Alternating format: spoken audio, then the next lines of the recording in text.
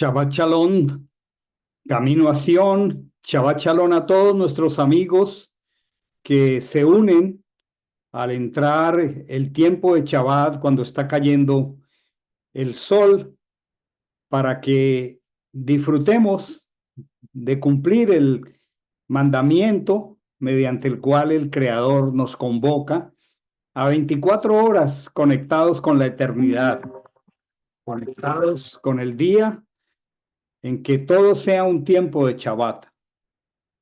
Vamos esta noche a estudiar otra porción de la Torá, pero antes presentemos nuestro corazón, nuestra vida delante de Él. Bendito Dios, creador del universo, que nos bendices con tus mandamientos y nos has ordenado guardar el Shabbat. Qué bendición, como dice tu palabra, acuérdate del Shabbat para distinguirlo. Es una maravilla acordarnos durante la semana de este día tan especial, el más especial de la semana, porque tú así lo has dispuesto. Y al entrar aquí a este tiempo especial, al abrir tu palabra, pedimos que seas alumbrando los ojos de nuestro entendimiento, dándonos espíritu de sabiduría y que al exponer tu palabra maravillosa, preciosa, poderosa, eh, traigas iluminación a nuestro corazón. Bendecimos ese legado precioso de la Torá, la instrucción, que al repasarla cada año y conectarla con toda tu palabra, el Evangelio, los profetas, trae tanto discernimiento y ejercita los sentidos espirituales. Ese es el propósito para que nosotros caminemos en verdad como lo que somos, tu pueblo, y para que seamos luz de este mundo que tanto lo necesita. Bendícenos, nos acercamos a ti con un corazón humilde y pedimos que tu espíritu alumbre nuestros corazones. Te damos gracias de antemano por lo que nos vas a enseñar en esta noche. Oramos en el dulce nombre del Cordero de Dios, tú mismo que pusiste tu cuerpo sobre el madero. Achen Yehoshua Hamashiach. Amén y amén. Voy a compartir mi pantalla, voy a compartir la escritura y voy a leer el libro de, de números, particularmente. Voy a ir a la escritura y voy al capítulo 19 del libro de números, voy a leerlo. Dice, habló Achén a Moisés y a Aarón diciendo, este es el precepto de la ley que Achén ha ordenado diciendo, di a los hijos de Israel que te traigan una ternera alazana, perfecta, en la cual no haya defecto, sobre la cual no se haya puesto yugo. Y se la daréis al sacerdote Eleazar, quien la hará sacar fuera del campamento, y uno la degollará ante su presencia. Luego el sacerdote Eleazar tomará de su sangre con su dedo, y con esa sangre salpicará 7 veces hacia la parte delantera del tabernáculo de reunión.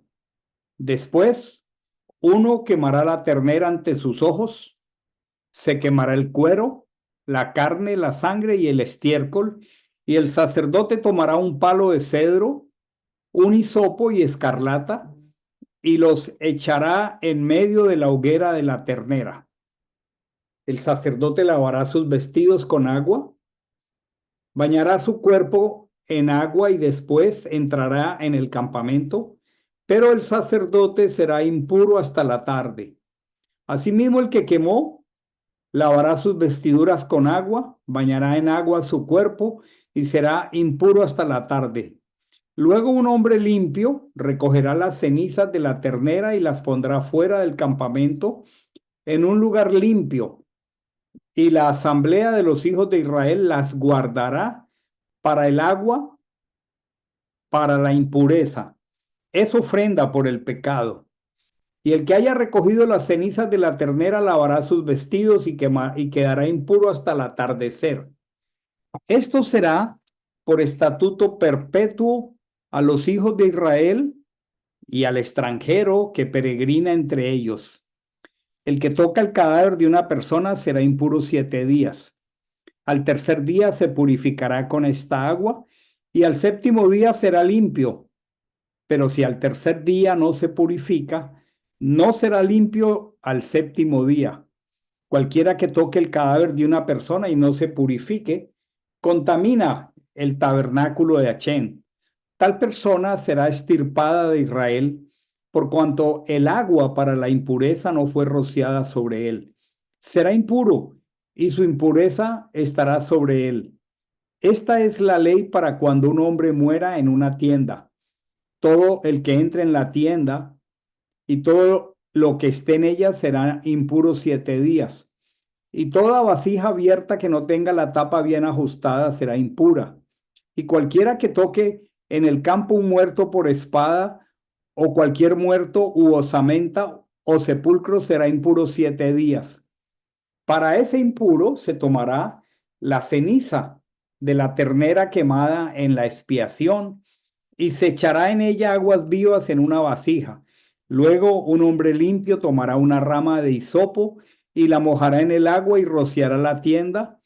Todos los utensilios y las personas que estén allí junto con aquel que haya tocado la osamenta o el cadáver o el sepulcro, al tercero y al séptimo día, el que esté limpio rociará al impuro, y cuando lo haya purificado al séptimo día, lavará sus vestidos y se bañará en agua, y en la tarde quedará limpio. Pero el que esté impuro y no se purifique, esa persona será extirpada de medio de la congregación por cuanto contaminó el santuario de Achén. El agua para la impureza no se roció sobre él, por tanto es impuro. Llegará a ser estatuto perpetuo para ellos. El que haya rociado el agua para la impureza lavará sus vestidos, y el que haya tocado el agua para la impureza será impuro hasta la tarde. Y todo lo que el impuro haya tocado será impuro, y la persona que lo toque será impuro hasta el atardecer. Voy a compartir el panorama de esta enseñanza. Esta porción de la escritura que va de Números 19:1 hasta el 25:9 tiene un nombre que es en hebreo Jucat.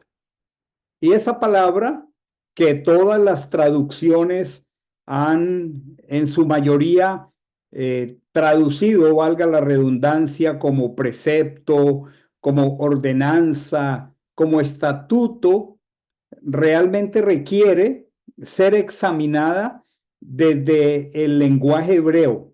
Esta palabra es promesa y podríamos decir que esta palabra juká es la palabra que da inicio a la lectura que acabo de hacer. Aquí dice, al comienzo del texto que leí, dice, este es el precepto. En el texto hebreo dice, esta es la juká de la Torá que ordenó a Moisés. Y de aquí, de esta palabra jucat, toma nombre la porción. Recordemos que la escritura, la Torá, está dividida en 54 porciones para su lectura en un año, comenzando por Génesis y terminando en Deuteronomio. Ya en este momento estamos en el libro de Números y una parachá es esa porción como la que estamos viendo esta noche, números 19:1 al 25:9, que se estudia en las congregaciones conforme al mandamiento del Señor. Pero, ¿qué significa la palabra juká? Y creo que esta en particular, esta porción tiene una codificación maravillosa. Vamos a ver en todas sus partes de esta lectura de esta noche al Mesías, a Machiach, a Jesús, a Yehoshua. Una juca, y esto es muy pertinente que lo sepamos, porque nosotros creemos que todas las palabras que están en castellano como precepto, como ordenanza, como estatuto, pues las tratamos como si fueran sinónimos. Y eso no nos permite tener el entendimiento y aún más el sentido tan rico de cada palabra desde el hebreo, lengua en la cual se escribió la Torá. Esta jucá tiene una connotación muy particular y voy a repetirla despacio. La jucá, que han traducido como estatuto, como precepto, significa leyes inamovibles, leyes inamovibles. Y eso es muy importante. Y a nosotros como creyentes que vamos aprendiendo poco a poco a distinguir estas cosas y que además podemos tener un trasfondo que nos ha enseñado a menospreciar el Antiguo Testamento, llamarlo en términos equivocados como la ley y que todo era una sombra y que nos lleva de manera muy imprudente a deshonrar la escritura, a decir eso ya fue abrogado, pues ¿cómo nosotros poder tener el discernimiento si es que hubo algo en la Torá que fue abrogado? Entonces cuando leemos el texto, ¿con qué discernimiento nosotros diríamos esto fue abrogado y esto no? Cuando el mismo Mesías dice el cielo y la tierra pasarán, pero mi palabra no pasará. Para que entendamos esto, vamos a conectar esta porción que apenas empezamos a leer con el profeta Jeremías. Voy a ir a la escritura aquí y voy a leer exactamente al profeta Jeremías, capítulo 31, y voy a leer del verso 35 en adelante.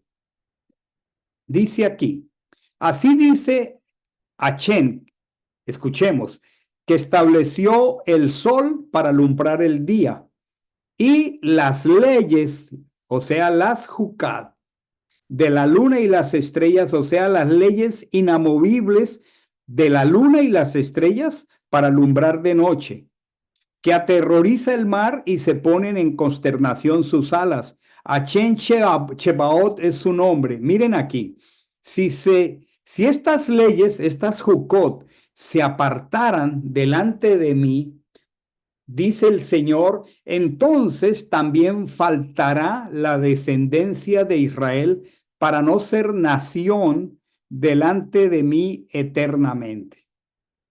Qué interesante, revisemos aquí. Todas las mañanas el sol alumbra el día. Todas las noches la luna y las estrellas aparecen.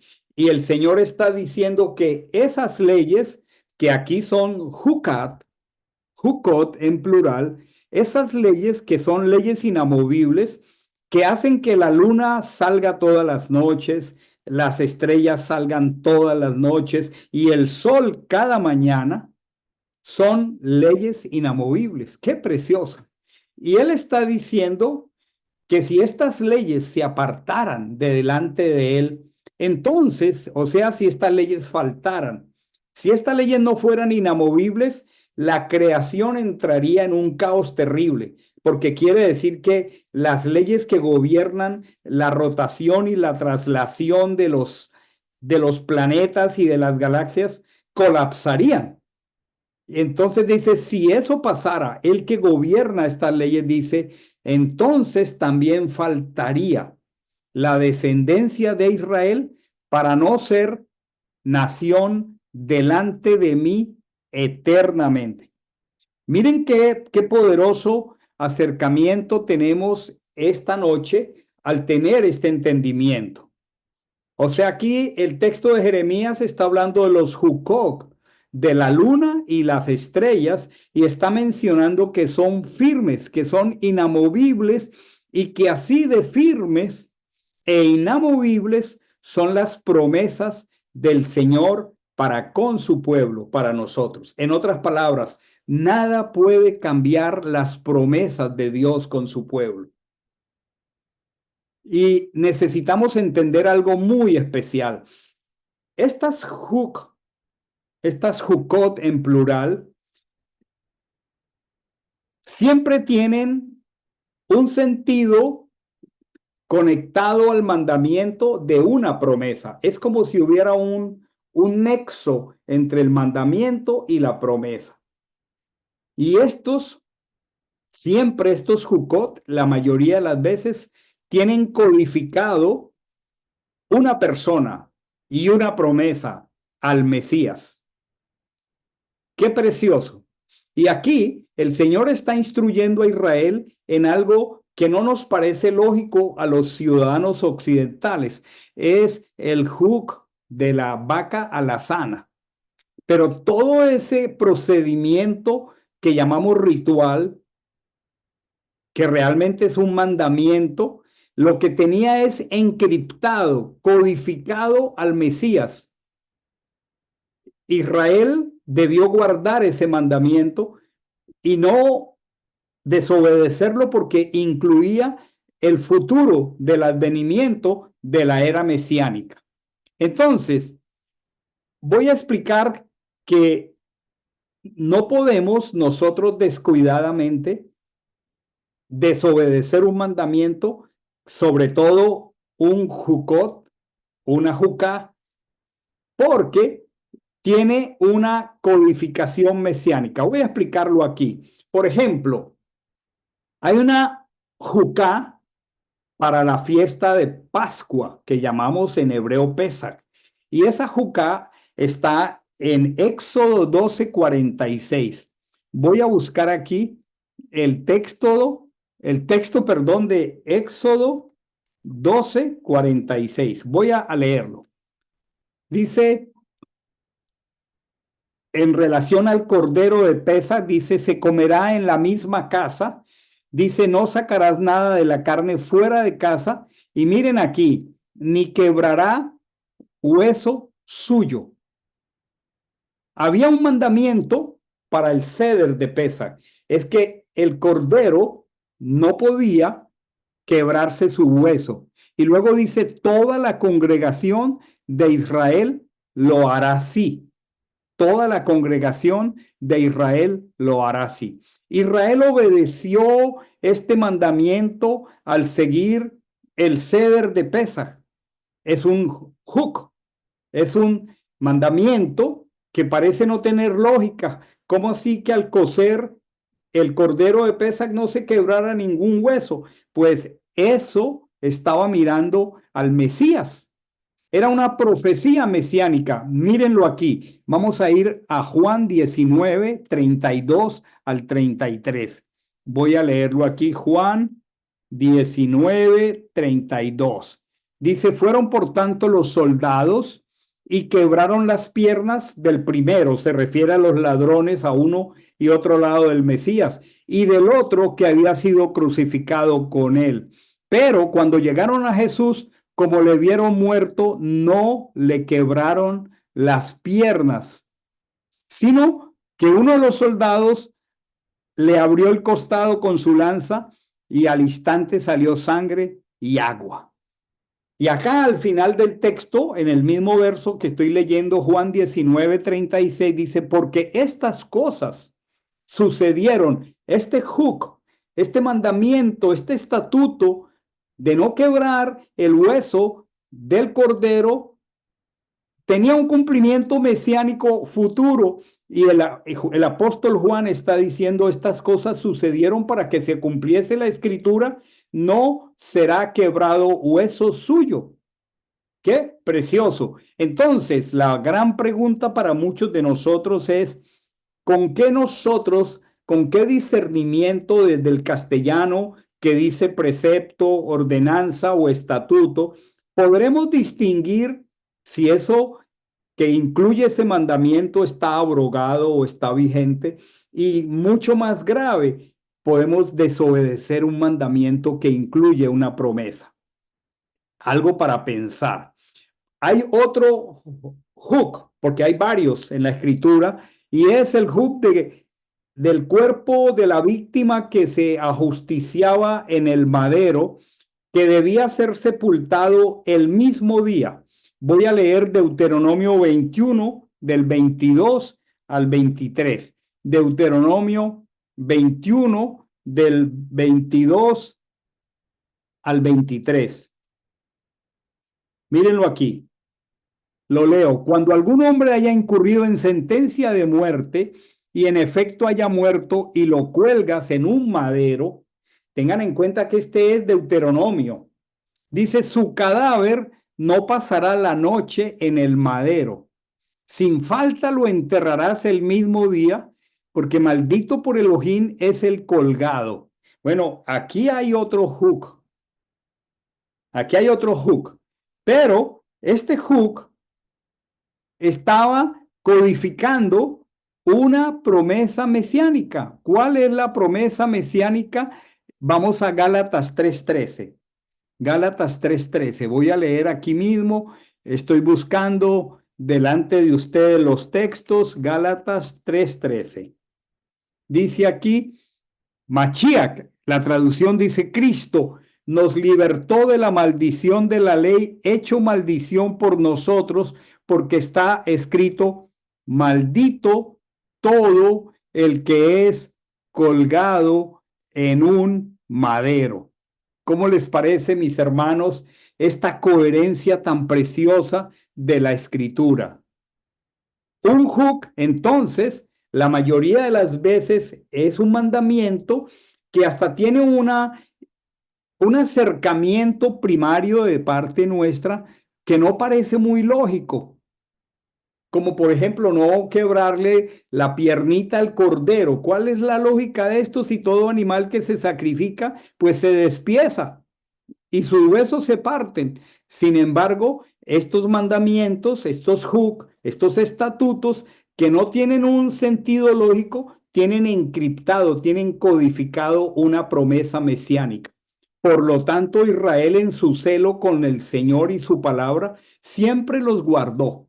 Por ejemplo, cuando nosotros obedecemos el mandamiento de Shabbat, que es el día de hoy, al caer el sol, lo que estamos es guardando un hook, una promesa que implica que un día todo será Shabbat cuando Él regrese. Eso es lo que estamos haciendo. O sea, cuando esto corruptible se vista de incorrupción y podamos verlo a Él, estaremos conectados con lo incorruptible y con la eternidad. Un día todo será Shabbat, todo será reposo, porque ya no habrá la fatiga de la carne, la corrupción de la carne. Y cuando hacemos tocar el chofar, ese cuerno que lo hacemos tocar como un estatuto, como un hook en Rosh Hodes, al comienzo de cada mes bíblico. Esta semana, el domingo, celebramos Rosh Hodes. Hicimos sonar el chofar. ¿Qué es lo que estamos anunciando al sonar el chofar en el primer día del nuevo mes? Bueno, estamos anunciando que un día al sonido de chofar, Él regresará. O sea que en ese mandamiento de guardar el Shabbat, en ese mandamiento de guardar Rosh Hodes, está implícita una promesa milenial, una promesa mesiánica. Así que es muy importante tener este contexto lingüístico para poder entender por qué razón eso que hemos llamado leyes no se pueden cambiar bajo ninguna circunstancia.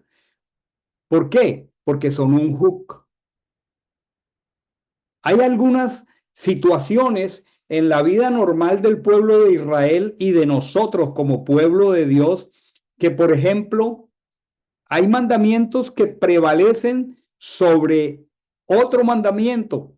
Por ejemplo, el Shabbat es un mandamiento que es un hook, es una ley invariable.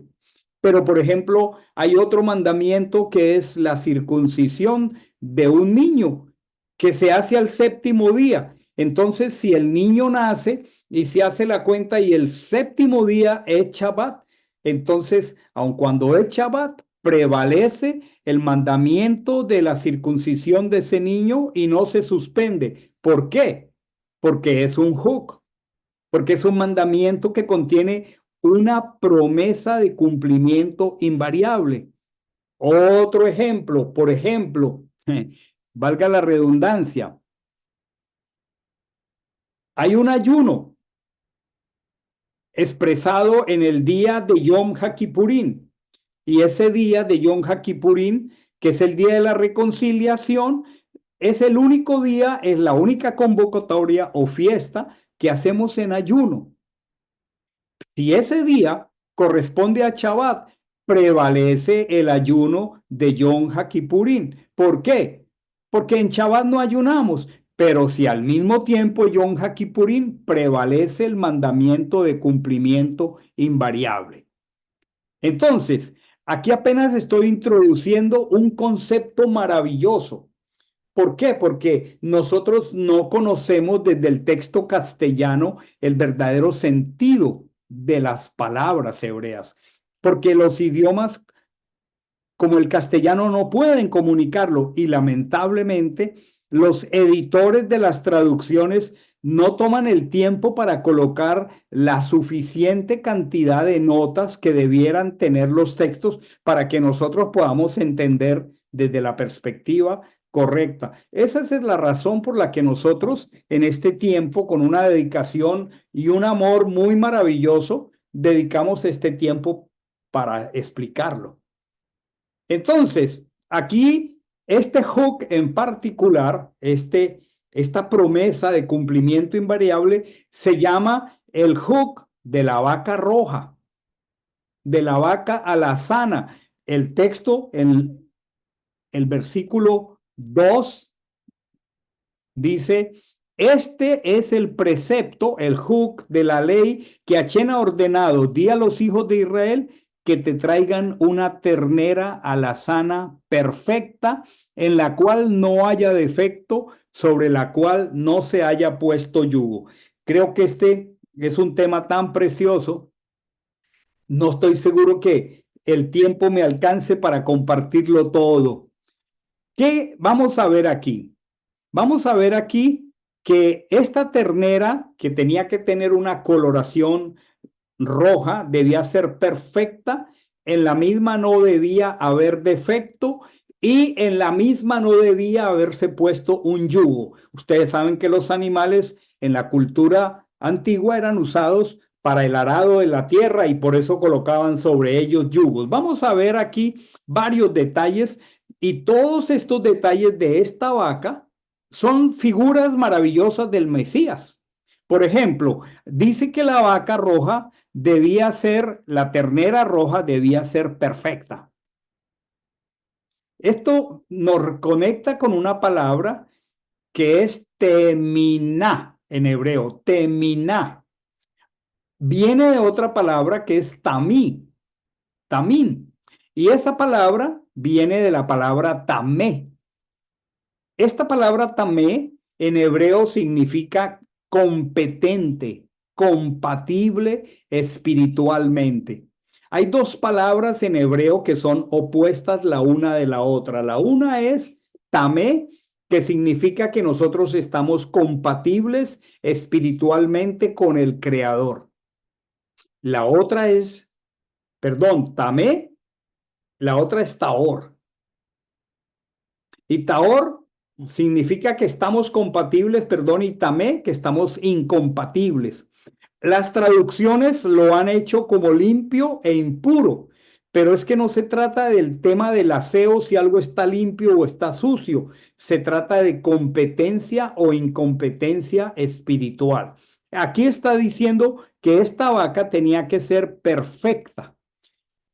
Y vamos a analizar un poco a qué se refiere esta palabra perfecta, que es teminá, ¿sí? Aquí vamos a hacer una explicación que es propia del sentido hebreo. Cuando estamos diciendo perfecto, no estamos entendiendo que era ausencia de defectos. No estamos entendiendo que era que no tenía ningún error. Como por ejemplo, si a animalito le faltara un cuerno, por ejemplo, eso la haría entonces imperfecta. Por supuesto que había un celo para escoger los animales de los sacrificios. Tenían que ser completamente blancos, sin magulladura, sin manchas, tenían que tener una edad particular. Pero ¿qué podemos entender nosotros por perfecto. ¿A qué se refiere la perfección en la escritura? ¿Cuál sería el sentido escritural de la palabra perfección? Yo quisiera que leyéramos el Salmo 119:1 para luego explicarlo. Voy a llevarles aquí a la escritura en el Salmo 119:1. Aquí lo tienen. Dice, hay dos cosas que necesitamos aquí descubrir. Dice, cuán bienaventurados son los perfectos de camino, pero mire, ¿quiénes son los perfectos de camino? Los que andan en la ley de Achén. O sea, la perfección no es excepta en este caso de que la persona no tenga defectos. ¿Qué es el ser perfecto de camino desde la escritura? Perfectos de camino, está aquí subrayado y en cuadro, son los que andan en la ley.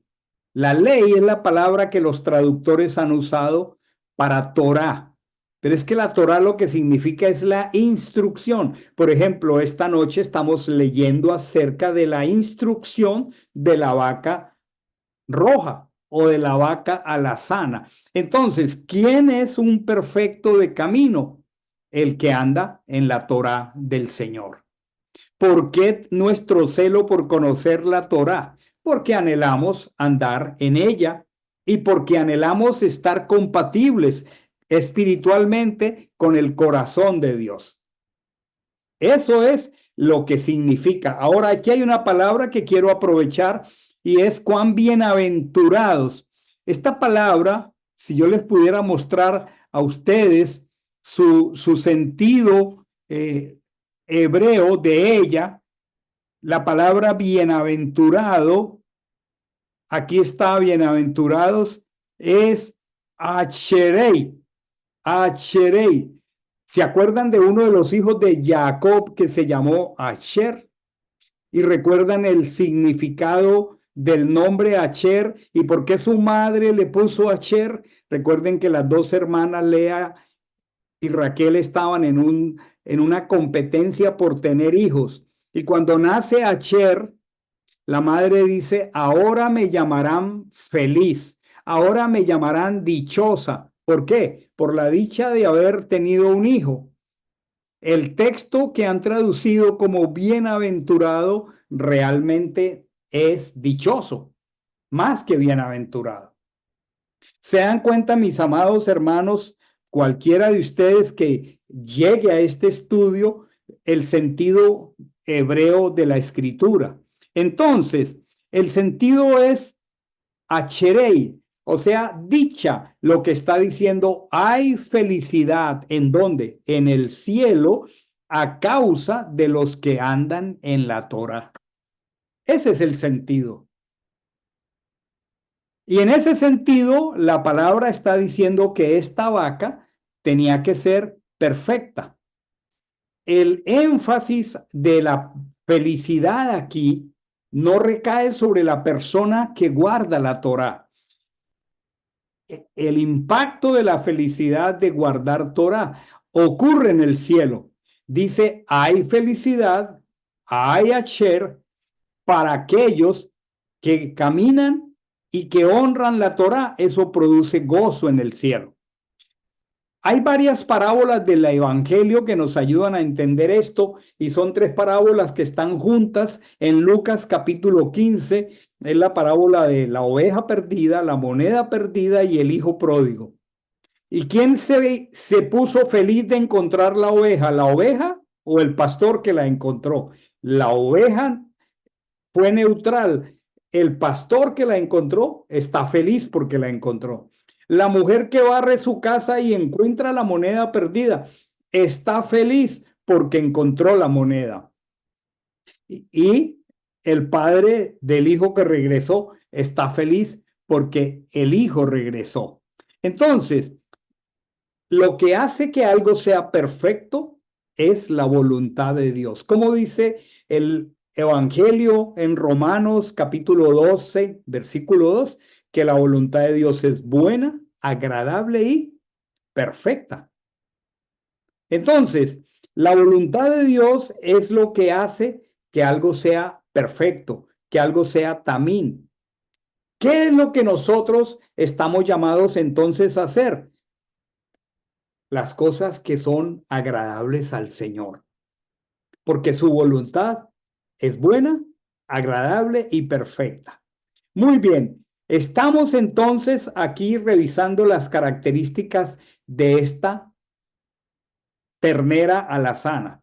En primer lugar, era perfecta, porque se refiere a un símbolo de Mashiach. Pero en segundo lugar, dice sobre la cual no se haya puesto yugo. Con que yo esta noche explique algunos elementos muy poderosos que nos darán contexto lingüístico, cultural e histórico, valdrá la pena estar estudiando esta porción.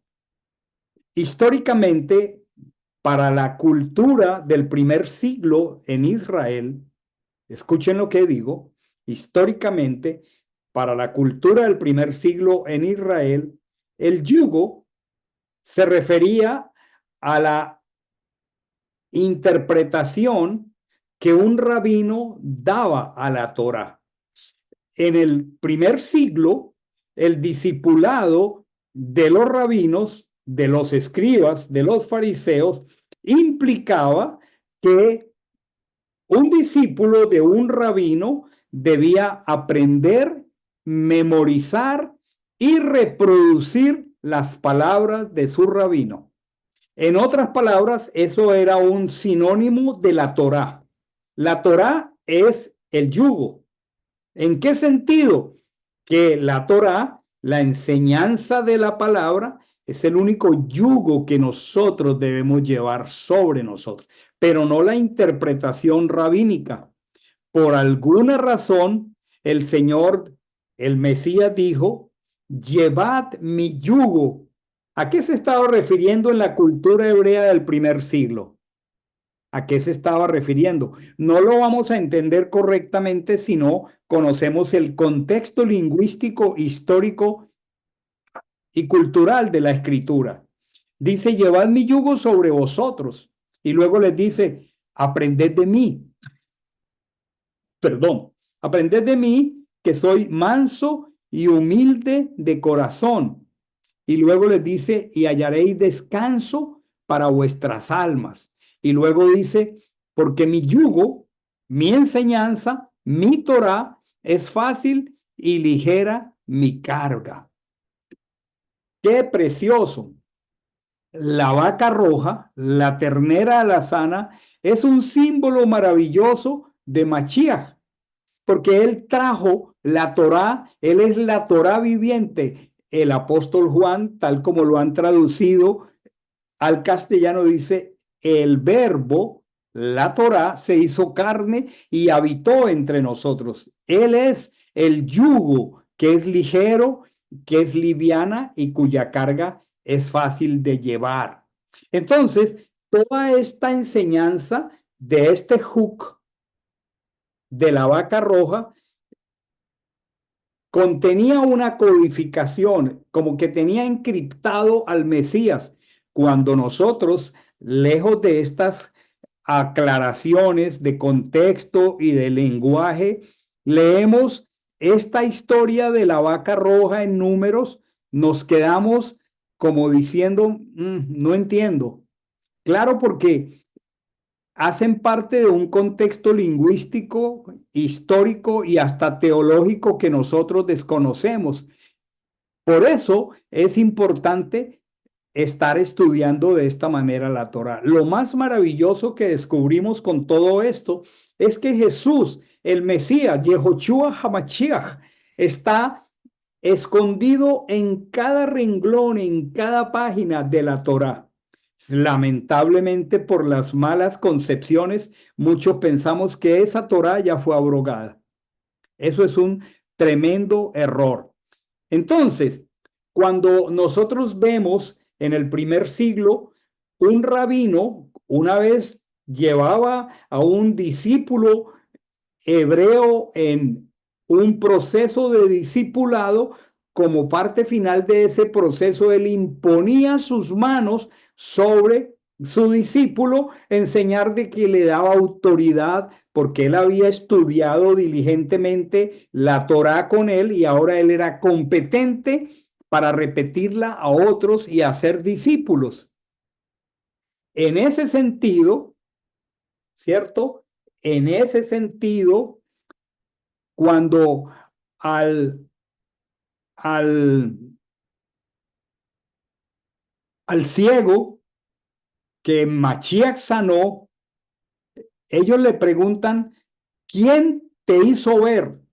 Y él dice, yo solo sé que él me impuso las manos y yo vi. Los rabinos están diciéndole, ¿quién te impuso las manos? ¿Quién lo hizo? Porque ellos sabían que estaban buscando a quien ellos consideraban que era su contraparte, quien vino a contradecir toda esta historia de la ley oral, de las leyes de hombres, de los mandamientos de hombres. Entonces, estamos obteniendo una gran ilustración de cómo podemos ver al Mesías encriptado, codificado en mandamientos de la Torá. Ahora, este texto está diciendo además que esta vaca tenía una característica muy preciosa, una vaca en la cual no se hubiera puesto yugo. Y esto es sobrenaturalmente maravilloso descubrirlo. ¿Por qué? Porque para el primer siglo habían en Israel corrientes teológicas y corrientes doctrinales con las que él tuvo que interactuar al poner sus pies sobre la tierra. Estaban los celotes, estaban los esenios, estaban los saduceos, estaban los fariseos, pero el texto estaba diciendo que un día ese símbolo de la vaca roja, Mashiach, vendría y sobre él nadie había puesto ningún yugo, que él no vino sujeto a la carga de ningún rabino, que no era fariseo, que no era seduceo, que no era celote. Ahora, miremos algo. Los yugos que se ponen sobre los animales son elementos externos a la vaca. El yugo no tenía relación con la vaca, pero aquí está diciendo que sobre esta vaca en particular, vaca alazana, una de las condiciones era que no se hubiera puesto yugo. ¿Por qué? Porque la perfección de Mashiach, esta es una profecía mesiánica, no tenía que ver con el yugo. La perfección es inherente a él mismo. En otras palabras, él no vino aquí sujeto al criterio doctrinal, a la plataforma denominacional de ningún rabino. El yugo y la vaca eran dos cosas diferentes. El yugo no era parte de la esencia de la vaca, pero aquí está diciendo que esta vaca que debía sacrificarse, vamos a ver si logro llegar hasta allá, y que con las cenizas de esta vaquita se debían producir una serie de elementos después de ese sacrificio por el pecado. Entonces era un símbolo de el sacrificio del Mesías.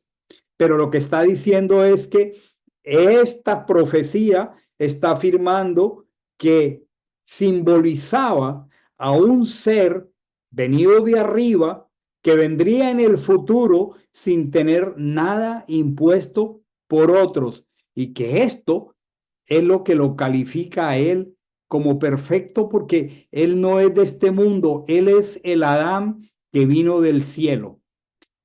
Esto a manera inicial para identificar en este hook al Mesías. Miren la importancia de no menospreciar lo que son los mandamientos y a veces sin criterio alguno decimos, no, eso fue abrogado. Muy bien, luego el texto se ocupa del procedimiento de lo que se hacía con esta vaca, pero tengan en cuenta primero que estaba identificando al mismo Dios corpóreo cuyo nombre es Yehoshua HaMashiach.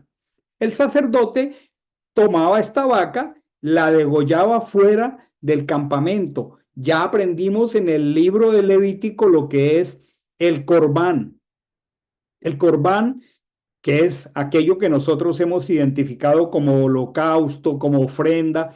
La palabra corbán viene del verbo acercar, y es que ese cordero tenía por finalidad, al ser una víctima inocente que se degollaba por el pecado, al traerla el pecador al santuario, imponer sus manos y confesar su pecado sobre él hacía las veces de corbán, o sea, el hombre que está separado de Dios porque ha incurrido en la desobediencia de sus instrucciones y que hay un abismo de separación que nos aparta de la compatibilidad espiritual de Dios, es acercado al traer ese corbán. El corbán acerca, el holocausto acerca.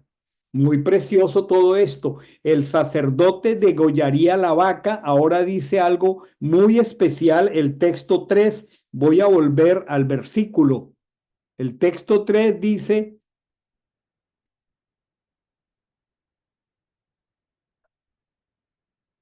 aquí está. Este es el precepto de la Jucá. Voy a leer ahora que Achén ha ordenado diciendo, di a los hijos de Israel que te traigan una ternera la sana, perfecta, en la cual no haya defecto, sobre la cual no se haya puesto yugo. Se la daréis al sacerdote Eleazar, quien la hará sacar fuera del campamento. Miren al Mesías aquí por todas partes. La vaca debía ser sacada fuera del campamento. La pregunta, ¿de quién realmente está hablando esta vaca? Yo quisiera que el Evangelio nos diera luz sobre este texto. Voy a buscar Hebreos capítulo 13, versículo 12 en adelante. Hebreos 13, 12 en adelante. Vengo aquí. Hebreos 13, 12 en adelante.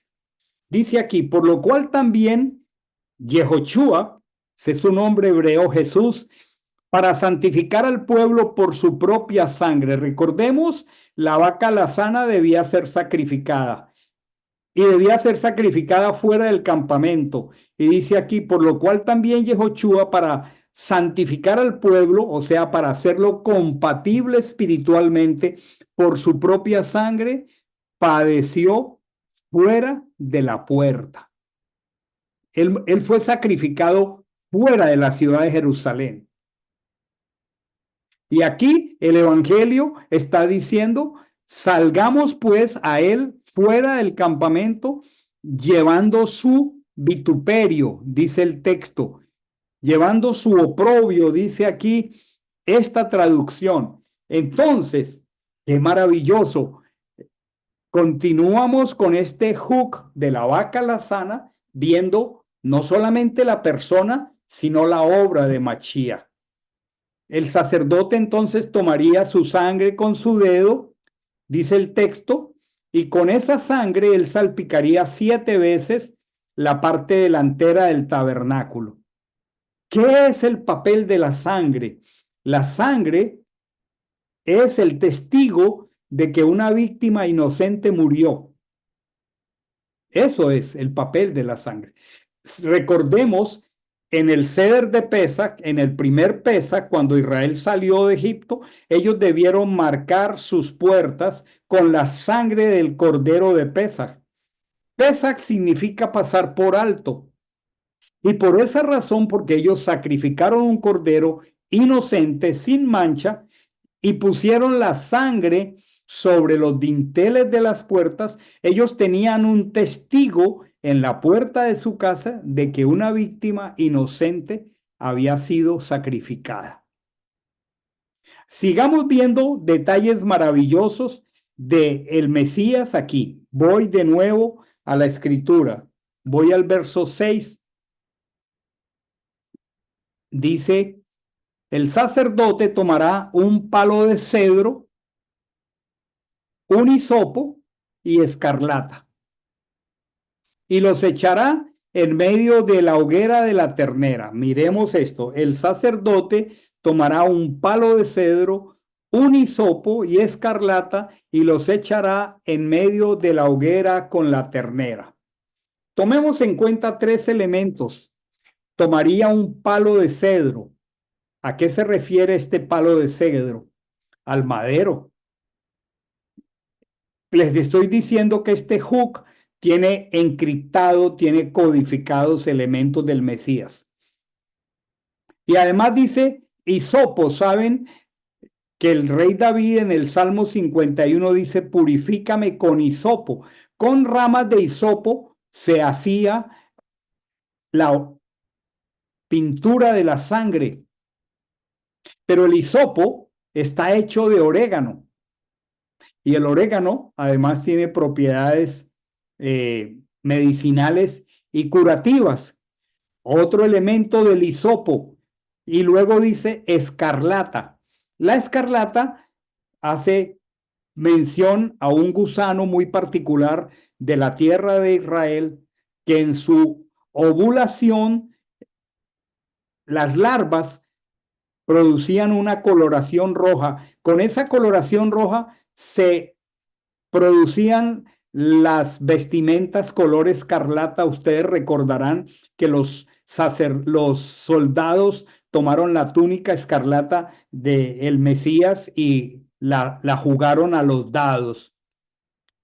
Miren todos estos elementos tan preciosos que tenían que ser echados en medio de la hoguera con el sacrificio de esta ternera. Luego dice que el sacerdote sería impuro.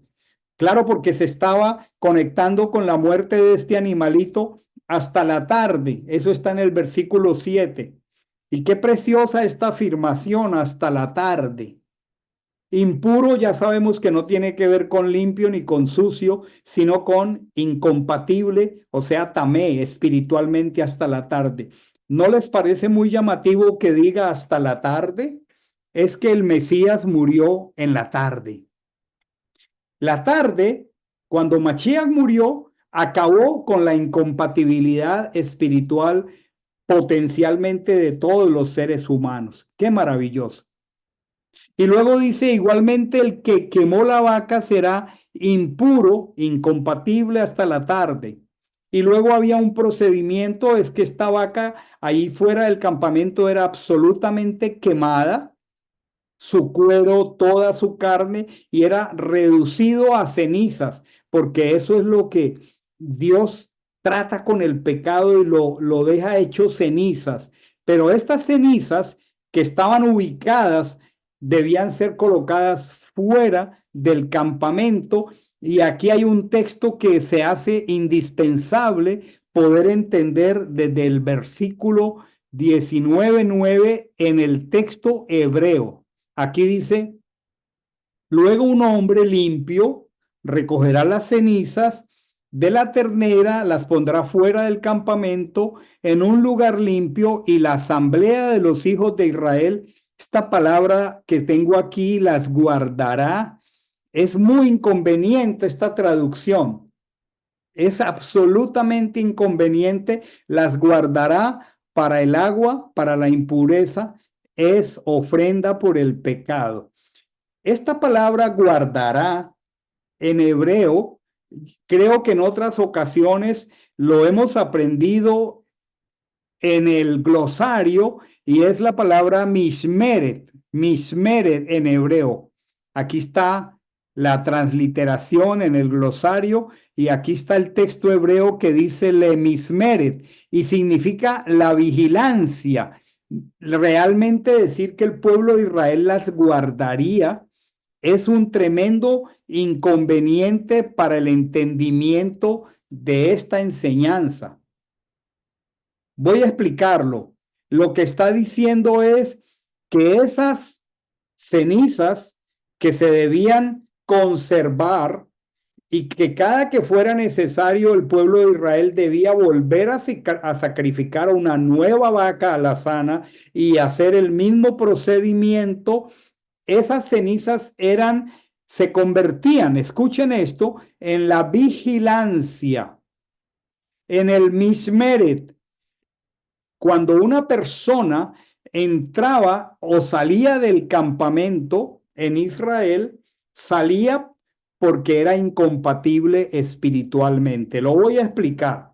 Una persona que tenía un pecado como el Saharat, que han traducido como lepra, era excluido temporalmente de la congregación y no podía volver de manera, vamos a decir, descuidada, sin que nadie vigilara este asunto. Recordemos, como ya lo hemos explicado, la ubicación del santuario.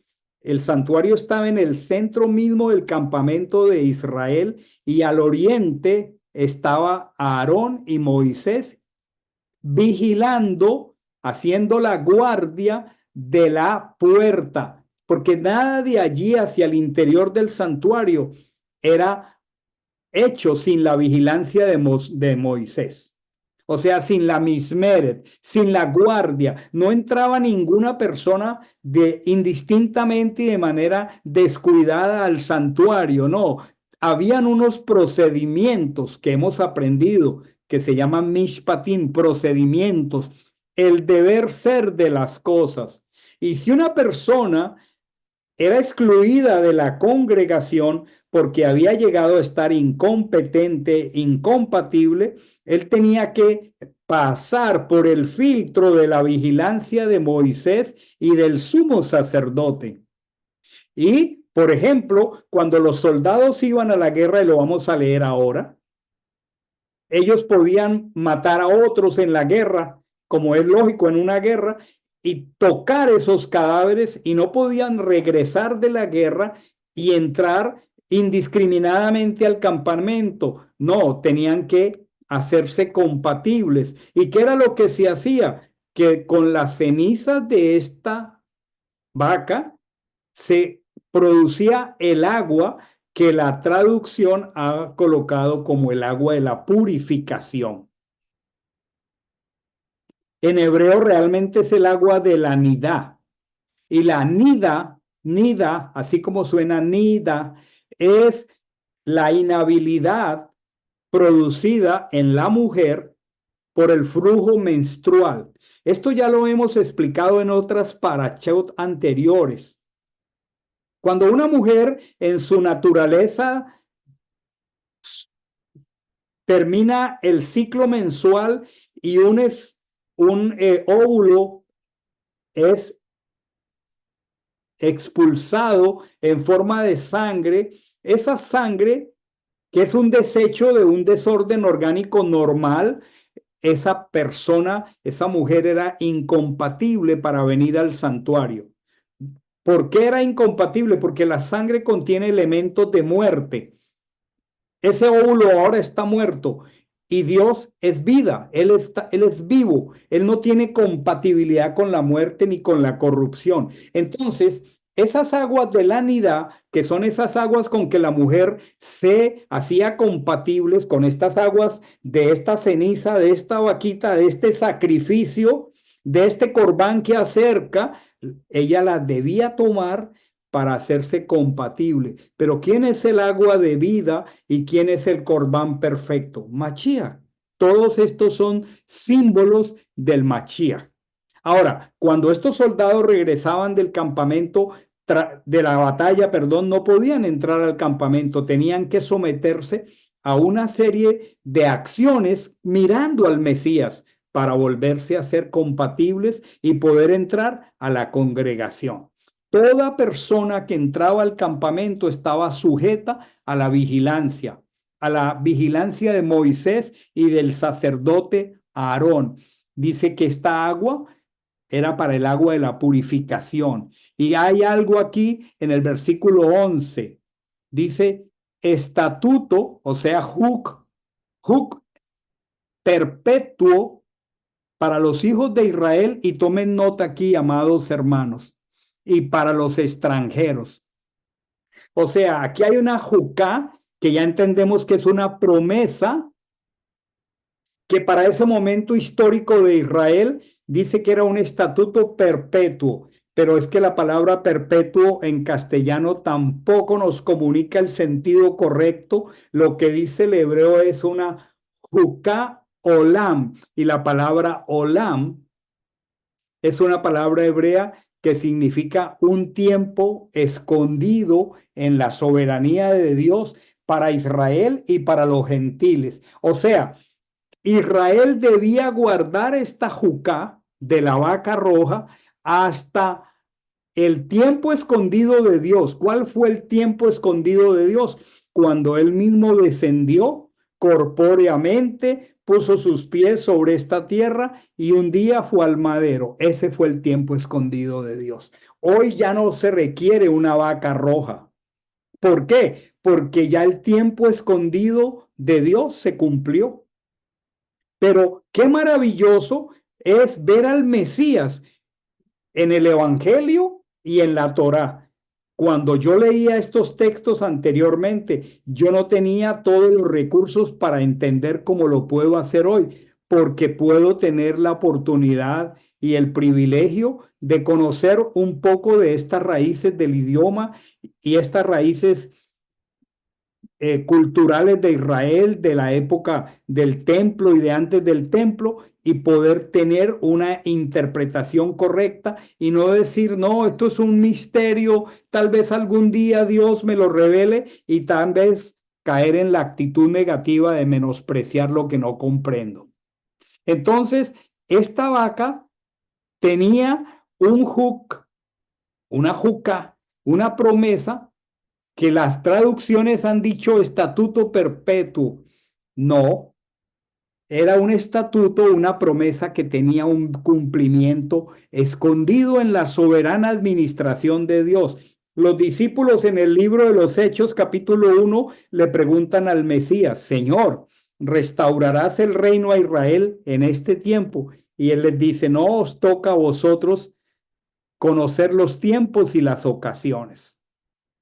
Hay cosas que estaban escondidas. Él las tenía en su potestad.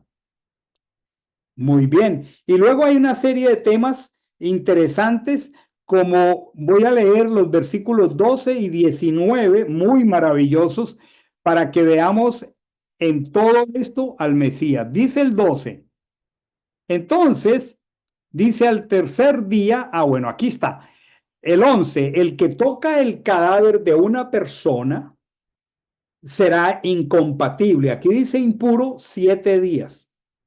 Dice, al tercer día se purificará con esa agua y al séptimo día será limpio. Miren esto maravilloso. Aquí está el Mesías por todas partes, pero si al tercer día no se purifica, no será limpio al séptimo día.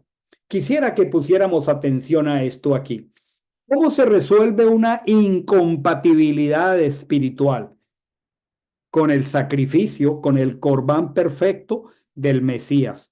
Esta persona que históricamente no había todavía venido el Mesías, se hacía incompatible por tocar un cadáver, dice será impuro 7 días. Voy a explicar esto.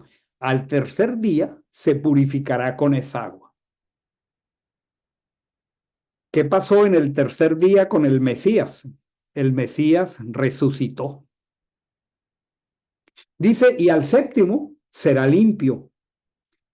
Pero como condición del procedimiento, si al tercer día no se purifica, no será limpio al séptimo día.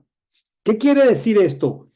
Es que el tercer día, la resurrección de Jesús de entre los muertos, es una obra preciosa, culminante de la redención que Él obró a nuestro favor. El tercer día es el día de la resurrección de los muertos. Y si la persona no se purificaba en el tercer día, o sea, si una persona no ha escuchado la palabra de verdad, el evangelio, no ha oído y no ha creído, en el que murió por nuestros pecados, el Corbán perfecto, en el que resucitó al tercer día. Si una persona no se ha apropiado del sacrificio de Mashiach, entonces no será limpio al séptimo día. La palabra séptimo en el sentido hebreo se refiere a todo lo temporal, a todo lo terrenal. Cuando celebramos la convocatoria de Sukkot, que llamamos de las cabañas, de los tabernáculos, lo que estamos recordando por 7 días es que vivimos en una sukkah, este cuerpo. El apóstol Shaul dice que ahora gemimos por ser revestidos de un tabernáculo que no va a ser sujeto a la muerte. Entonces, los 7 días simbolizan lo terrenal.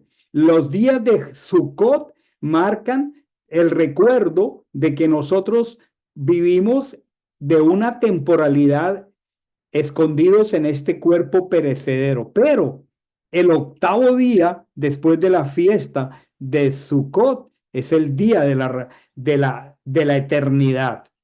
Si una persona no conoce al Mesías y su obra, en otras palabras, si todavía no se ha hecho compatible por el beneficio del sacrificio y la resurrección que ocurrió al tercer día, tampoco lo va a hacer en el séptimo día cuando suene el chofar. Va a quedar allí sin esperanza de redención porque no conoció la redención. Por eso es importante comunicar el evangelio.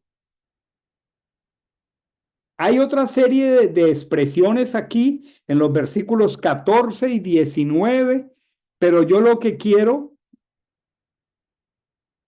es mostrar al Mesías escondido aquí. Estoy ahora en el versículo 14, dice, esta es la ley. Cada que usted lea la palabra ley en la escritura, diga, esta es la Torá, la instrucción para cuando un hombre muera en una tienda. Todo aquel que entre en la tienda ya comienza entonces la Torá, la instrucción, a buscarle a ese Israel histórico del desierto y aún de la tierra de Canaán, las aplicaciones prácticas para cuando una persona se hace incompatible. Y la muerte nos hace incompatibles espiritualmente, precisamente porque la paga del pecado es la muerte. Entonces dice, esta es la instrucción para cuando un hombre muere en una tienda. Los hebreos vivían en tiendas en el desierto y podría ocurrir que una persona de la tienda muriera. Entonces todo el que entre en la tienda y todo el que esté en ella será incompatible 7 días.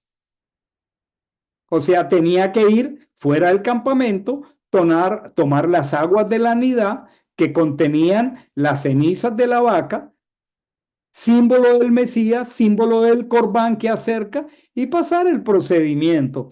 Dice, y toda vasija abierta que no tenga la tapa bien ajustada será incompatible. Y cualquiera que toque en el campo un muerto por espada, les estaba diciendo que ellos iban a la guerra y podían en el ejercicio de la guerra matar a alguien y tocar ese cadáver. Cualquier muerto u osamenta o sepulcro, esa persona sería incompatible 7 días. Para ese impuro se tomará ceniza de la ternera quemada en reconciliación, aquí dice expiación, y se echará en ella aguas vivas en una vasija. Es maravillosa esta frase. Aguas vivas, no podían ser aguas estancadas. ¿Quién dijo ser el agua de vida? ¿Quién es el agua viva? Qué preciosa profecía de Mesías en esta hermosa enseñanza de la Torá. Luego un hombre limpio tomará una rama de hisopo otra vez, la mojará en agua, rociará la tienda, todos los utensilios, las personas que estén allí junto con aquel que haya tocado la osamenta o el cadáver, al tercero y al séptimo día, otra vez. Pero el que esté impuro y no se purifique, esa persona será extirpada, o sea, no tiene parte en la congregación, por cuanto no resolvió su contaminación. El agua para la impureza no se roció sobre él, por tanto es impuro. Y cierra aquí esto maravilloso. Llegará a ser estatuto, o sea, jucá. Perpetuo, ya sabemos que es Olam, para ellos. Hay un estatuto de la necesidad que los seres humanos tenemos de ser reconciliados por la obra del Mesías. Si eso no ocurre, nosotros no podremos ser salvos. No podremos al séptimo día esperar entrar al último y gran día de la fiesta, al octavo día. Fíjense la relación con el Shabbat. Vendrá un Shabbat, un séptimo día por la eternidad. Hoy, cuando estamos celebrando el Shabbat, lo que estamos es diciendo, nosotros nos estamos anticipando a ese Shabbat milenial. Entonces, esto nos ayuda a resolver muchas inquietudes producto de nuestro desconocimiento. Nadie es culpable del desconocimiento, pero también somos responsables después de saber estas maravillosas verdades. Algunas malas concepciones muy comunes en medio del pueblo de los creyentes es que muchos expresan descuidadamente que la Torá, que la expresan como ley, fue abolida. ¿Por qué muchas personas de manera descuidada afirman esto? Bueno, porque no saben lo que es un juk, una juká, un jukot, una promesa que está ligada, conectada a un mandamiento. Y miren qué tremendo esto. Hay un instituto en Israel que se llama el Instituto del Templo.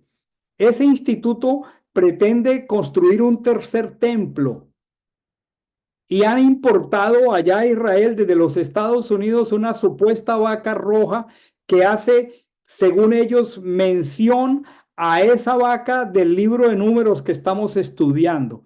Ya hoy no hay necesidad de un templo porque alguien mayor que el templo ya estuvo aquí. Su sacrificio fue perfecto y ya no existe razón para ir al templo a llevar sacrificios.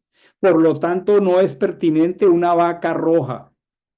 Para el día de hoy no lo es. ¿Cuál es el aspecto central de esta preciosa porción? Hay una palabra del Mesías que dice, sed pues vosotros perfecto como Abba es perfecto. Este es un llamado a una vida de perfección. Ya entendemos que somos perfectos en los caminos de la Torá. Dios mismo es perfecto. La Torá es perfecta y hacer su voluntad, aun cuando nosotros seamos imperfectos, es bueno, es agradable y es perfecto. La Torá es la expresión de la voluntad de Dios. La Torá es la expresión de la mente insondable del Señor. Por lo tanto, nosotros debemos obedecerla. Ser perfectos para nosotros es ser libres de la vana manera de vivir que recibimos de nuestros padres. Nosotros recibimos un yugo, una cultura, unos paradigmas culturales, una cosmovisión. Eso es el mundo, pero nosotros ahora estamos sujetos a la Torá. El llamado del Señor es que en nosotros no haya ningún yugo, ni del mundo, ni de las religiones, ni de las culturas. El único yugo que expresa la voluntad de Dios sobre nosotros, que es el yugo ligero y liviano, la Torá. Espero que esta expresión de esta porción de la Escritura traiga luz a todos, traiga un hermoso amor hacia el Mesías, hacia su obra en nuestro favor. Mañana, al cierre de nuestro Shabbat, voy a compartir otros detalles de esta preciosa porción de la Escritura Mientras tanto, les deseo un hermoso tiempo de Shabbat en familia. Shabbat Shalom para todos. Bendiciones para todos. Les veo mañana a las 5 de la tarde para el cierre de este hermoso tiempo de deleite.